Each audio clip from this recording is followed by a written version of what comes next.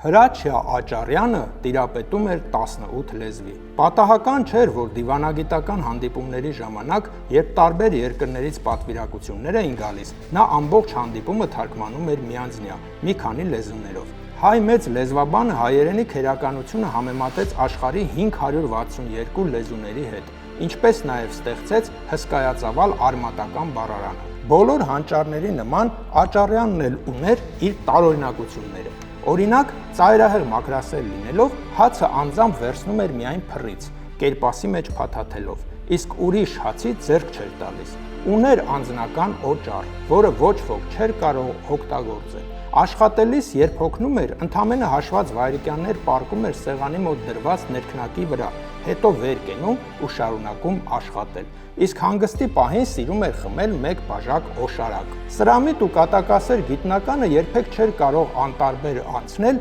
յուրաքանչյուր չլսած բառի կողքով։ Մի անգամ նա նկատեց երկու գյուղացի վիճում են, որոնցից մեկը բղավում է անծանոթ մի հայհոյանք։ Աճարյանը մոտենում է ու խնդրում. «Մի անգամ էլ կասեք այդ բառը»։ Հիշատակվում է, որ 1937-ին ձերբակալվելուց եւ մոտ 800 օր բանտում մնալուց հետո հանճարի մոտ առողջական խնդիրներ էին ի հայտ եկել, եւ նա երկար ժամանակ բուժվում էր տանը հատուկ ցուցված սնունդով։ Հրաչյա Աճարյանը հսկայական ժառանգություն թողեց հայ լեզվաբանությանը, դարձնելով այն ավելի խորը, հարուստ եւ ինքնաճանաչող։